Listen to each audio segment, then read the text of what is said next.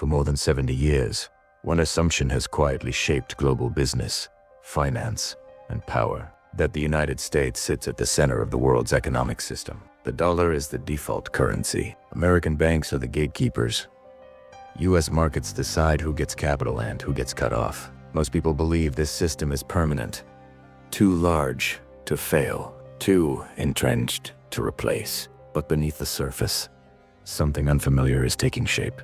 A coalition of countries, Brazil, Russia, India, China, and South Africa, has begun questioning not just American dominance, but the rules that created it. Together, they represent over 40% of the world's population, a growing share of global GDP, and a coordinated ambition to redesign how money, trade, and power flow. This is not a military conflict. There are no tanks, no missiles, no declarations of war. This is an economic confrontation, and the mystery is not whether the United States is losing power. The mystery is how power itself is being redefined and whether the world is moving toward a system America no longer controls. Everyone assumes the dollar will always win. Everyone assumes Wall Street will always be indispensable. Everyone assumes the rules cannot change. History suggests otherwise. To understand what BRICS represents, you have to understand the system it is pushing against. After World War II, the United States emerged with unmatched industrial capacity, political leverage, and gold reserves. The Bretton Woods system made the US dollar the foundation of global trade, while institutions like the International Monetary Fund and World Bank, largely shaped by American priorities, set the terms for development and lending. This structure did more than stabilize economies. It centralized trust. Oil was priced in dollars. Debt was issued in dollars. Global reserves were stored in dollars. For US businesses, this created an extraordinary advantage. American companies could raise capital more cheaply, expand internationally with less friction, and operate under financial rules written at home. By the 1990s, globalization accelerated this dominance. US tech firms scaled globally. Wall Street became the engine of global capital allocation. Sanctions evolved into a powerful economic weapon, capable of isolating entire countries from the financial system. But that power came with a side effect. It concentrated risk and resentment. Emerging economies grew larger, more sophisticated, and less willing to accept a system where access to capital depended on Washington's approval. China became the world's manufacturing hub. India became a technology and services powerhouse. Brazil emerged as a commodities giant. Yet, the rules never changed. BRICS was born not as an alliance against America, but as a workaround to it. What began as an economic label in a Goldman Sachs report became something far more intentional, a platform for coordination among countries that believed the existing order limited their potential. The question was no longer whether these economies would grow. It was whether they would continue growing inside a system designed by someone else. The early 2000s were defined by optimism. Globalization appeared to benefit everyone. China joined the World Trade Organization. Capital flowed freely. Growth seemed inevitable. But behind closed doors, BRICS nations shared a common frustration. They were large enough to matter, but not powerful enough to lead. IMF voting rights favored the US and Europe. Dollar dependency exposed them to exchange rate risk. Sanctions could erase decades of progress overnight. The 2008 financial crisis became a turning point. While the crisis originated in the US financial system, its consequences were global. Emerging markets watched as American banks were rescued, while austerity was imposed elsewhere. The message was clear. Risk was socialized at the center, but discipline was demanded at the edges. BRICS leaders took note.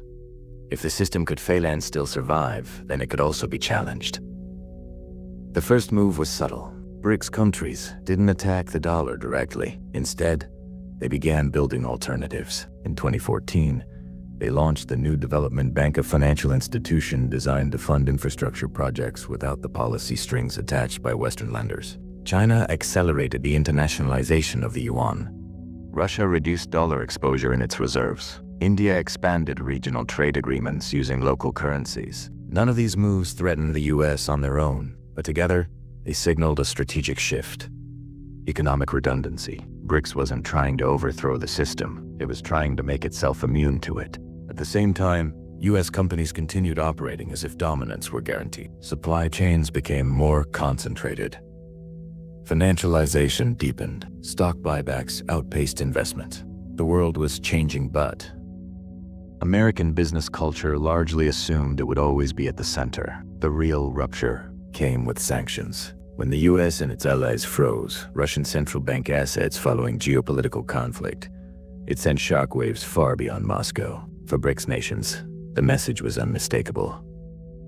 Reserves held in dollars were not neutral. They were conditional. This was not just a political decision, it was a business one. If access to capital could be revoked overnight, then sovereignty required alternatives. Trade agreements accelerated outside the dollar. Energy deals were renegotiated in local currencies. BRICS expansion discussions began inviting new members from Africa, the Middle East, and Latin America. For the first time since Bretton Woods, a credible bloc began coordinating economic policy outside American influence. This shift did not produce immediate collapse. Instead, it produced friction. Currency volatility increased, trade complexity rose. Companies faced higher compliance costs. American firms, long accustomed to dollar dominance, found themselves navigating multipolar markets. Financing became more expensive abroad. Regulatory risk increased. Supply chains required geopolitical analysis. The cost was subtle but cumulative, and it raised a deeper question. Was US economic leadership eroding not through decline but through overuse? The US response relied on familiar tools, stronger sanctions, trade restrictions, technology controls. But these solutions treated symptoms, not causes. They assumed dependency was permanent. They assumed alternatives were inefficient. They assumed coordination among rivals would fail. Instead, pressure accelerated innovation. BRICS.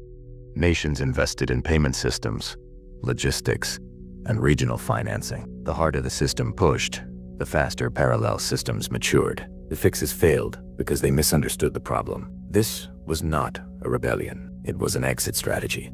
This story is not unique to geopolitics. It mirrors patterns seen repeatedly in American business history. Dominant companies often mistake scale for permanence. Market leaders assume customers have no alternative until one appears. Incumbents weaponize control rather than invest in adaptability. Think of how legacy media dismissed streaming, how traditional banks underestimated how monopolies collapse.